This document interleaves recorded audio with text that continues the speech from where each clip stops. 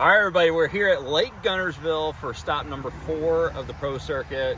We just finished practice, 2 very, very short days of practice. And Matt, how do you think about your practice? Well, I practiced for 15 hours a day, so they were pretty long 2 days of practice. Miles off the water at lunchtime. He's got to get Not true. He likes to hit up the waterfront biscuits.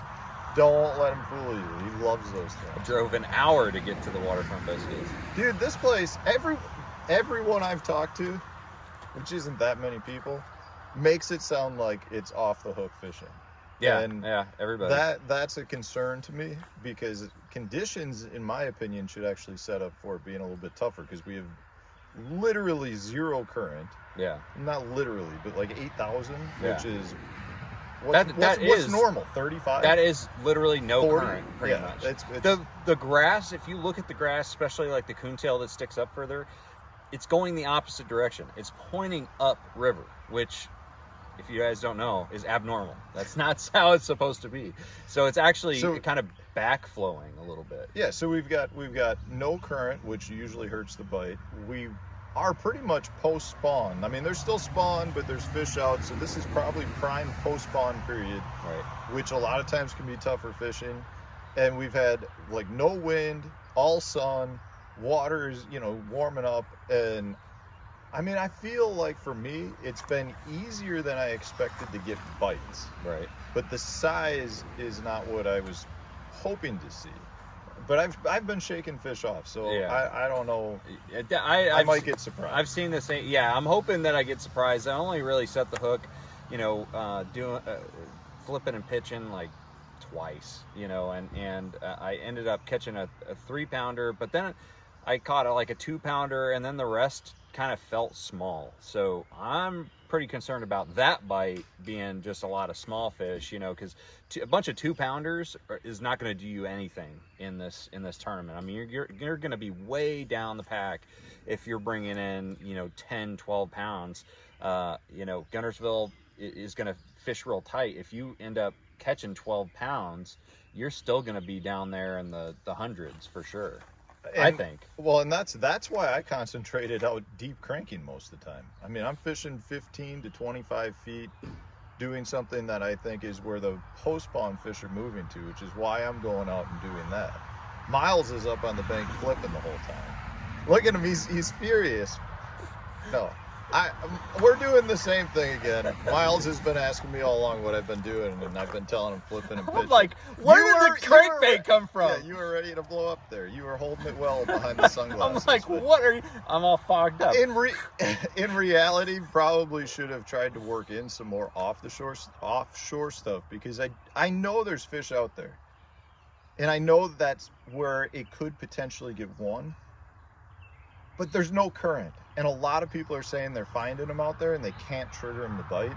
And I don't want to get into that game. I feel like the shallow water, by shallow, I think, we're talking 10 foot of water or less, because you've got grass all the way out to 10 foot. And that to me is a much more consistent bite. And I think you have the potential of catching a big bag doing that. It's Guntersville. You're going to have to get some quality bites. And at any, I feel like this is the type of place you go out and catch 15 fish and have 12 pounds. Yeah. Or you could go out and catch 6 and have 20. Right. Like, that's how it is. So it's going to be interesting. I personally think the weights, you're looking at probably 14 pounds a day to make the top 50. To get into the top 10, where the weights are zeroed, I'm going to say probably 17 and a half. I say I'm going to actually go a little bit lower on the top 10, because I think after 3 days, I think that things are going to start leveling out. I think the bite is going to be consistently going down, in my opinion. And I think it's going to take about 16 and a quarter, 16 and a half to make the top 10. I think that's pretty solid. I think that you're still going to have that 14 pounds a day to get in the top 15, maybe even 14 and a quarter, or the top 50. But top 10, I don't think is going to be a crazy big number. That's just my personal opinion. Hey, I mean, there was a BFL tournament 2 weeks ago.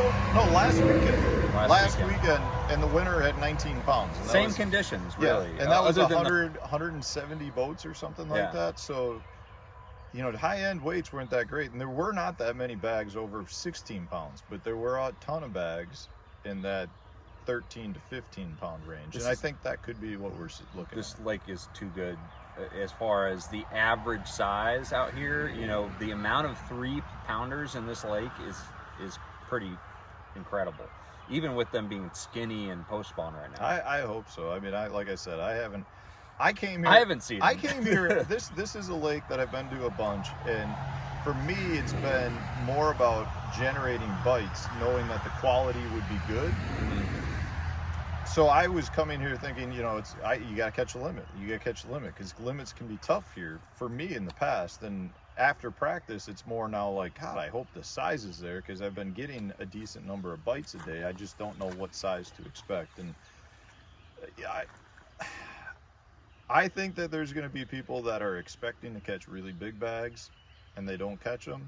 The size just isn't as good as they were hoping for. And I think there's going to be guys that were expecting not to catch them, and they stumble into one spot and get right in a hurry. Yeah, and that's what I'm hoping. I'm hoping that the spots that I found, you know, are where I shook off most of my fish. Those spots end up, you know, producing better fish than I actually think, you know, are there. What I saw when I did set the hook.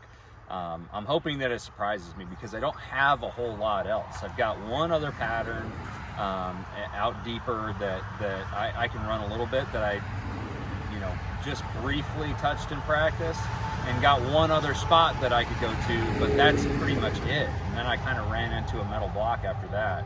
And so just, you know, it's hard to go out here and just junk fish, because the eelgrass, you know, either on the surface floating around or you know, on the bottom, makes it really hard for you to work a lot of baits, especially with treble hooks.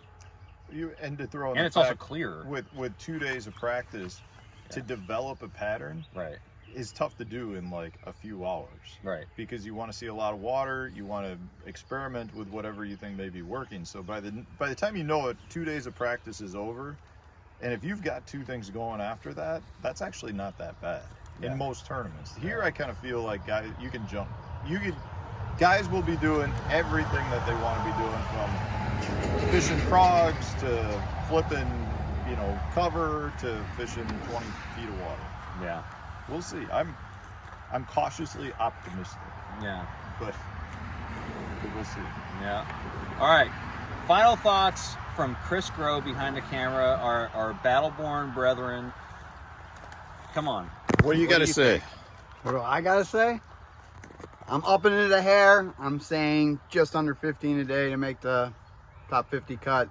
And boo! Man, I'm feeling good, you know, and I'm just ready to flip them up tomorrow. It's gonna be a damn good day.